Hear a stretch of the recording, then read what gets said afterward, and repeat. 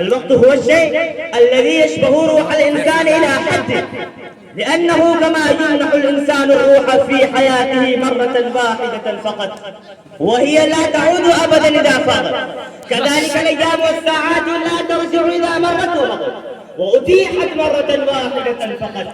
فمن ضيع هذه الفرص الذهبية المتاحة فلا يستطيع أن يستدركها بعد انقراضها أبدا.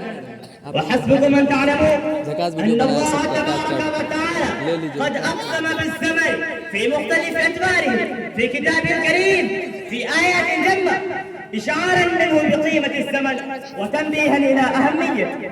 فأقسم جل شأنه بالليل والنهار والفجر والصبح والشفق والضحى والعصر، فمن ذلك قوله تعالى: والليل إذا يغشى والنهار إذا تجلى، وقوله تعالى: والفجر وليال عشر، وقوله تعالى: والليل إذا أسعس والصبح إذا تنفس، وقوله تعالى: فلا أقسم بالشفق والليل وما وسق، وقوله تعالى: والعصر إن الإنسان لفي خسر، وقوله تعالى: والضحى والليل إذا سجى.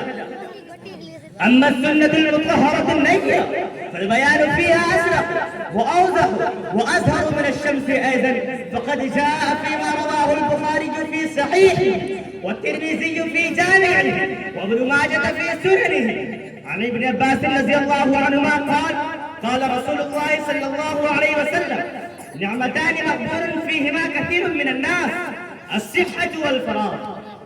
أيها الحاضرون الأجلة، الزمان نعمة جلة ومنحة كبرى، ولكن أقول بأسف شديد إن قيمته عند الفلاسفة غير قيمة عند التجار، وغيرها عند الصناع، وغيرها عند الزراع، وغيرها عند العسكريين، وغيرها عند السياسيين، وغيرها عند الشباب، وغيرها عند الشيوخ، وغيرها عند طلبة العلم وأهله. اعلموا أيها الإخوان أن مسألة الوقت أهم وشأنه أعظم من المطعم والمشرب والملبس والنوم، لأن له تأثيرا بالغا في بناء حياة الإنسان الهادفة النبيلة والسيرة المثالية والقيم الخلقية.